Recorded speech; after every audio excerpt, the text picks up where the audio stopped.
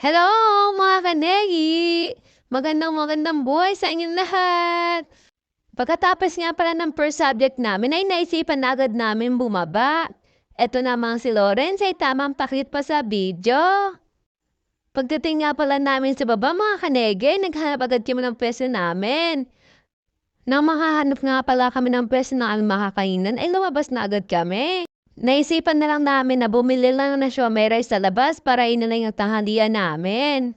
Ito nga pala yung kadalasang lunch ko kasi mura lang at masarap pa. Pagkabili nga pala ng lunch namin ay bumalik na agad kami sa loob. Sabay-sabay nga pala kaming kakain for today's video. Itong mga kaibigan ko nga pala yung madalas kong kasama tuwing lunch. Kita naman si Lene, tamang paklit pa. Pagkatapos nga pala namin kumain ng lunch mga kanege, nagpahinga lang kami sandali at dumiretso na agad kami sa second subject namin. Si Honey nga pala muna nagbibideo ngayon habang papunta kami sa second subject namin.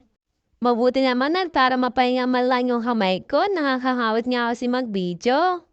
Tamang paklit nga lang pala dyan si Honey habang nagbibideo siya. Pag nga pala kayo makarating ang klaso, may gutom na ulit kami niyan. Makikita mo talaga po nasa tamang tao. Kusang tumataba. Pagdating nga pala namin sa klaso, may wala pa si Sir.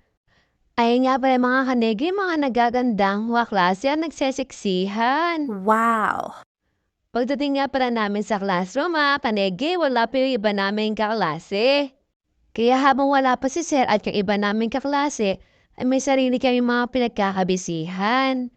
Fast forward nga mga kanegi, tuwian na nga pala namin. Kasama ko nga pala itong mga kaibigan ko. Naisipan nga pala namin pumunta ng bayan ng Kalumpit.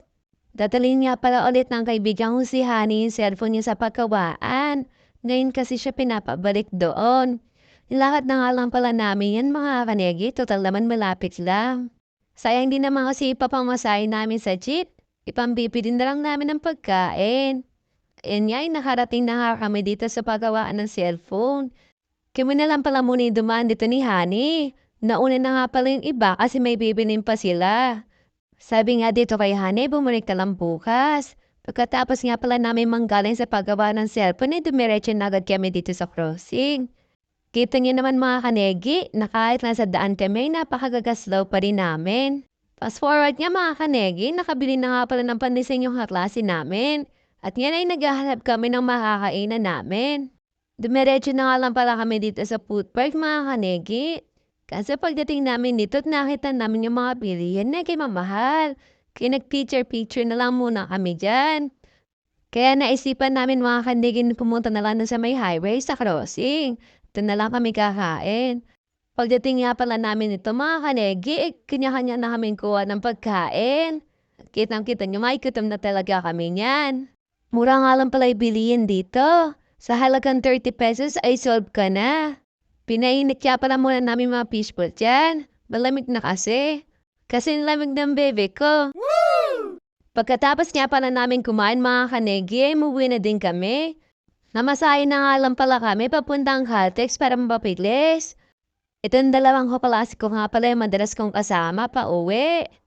Saktong-sakto naman na mukhang kami na lang inaantay ng jeep at aalis na.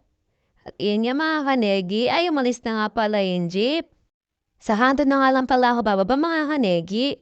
Nagpasundo na nga lang pala ako sa motor para swabilis ako. Dito ko na nga lang pala tatapusin ang aking video. Ingat kayo. God bless.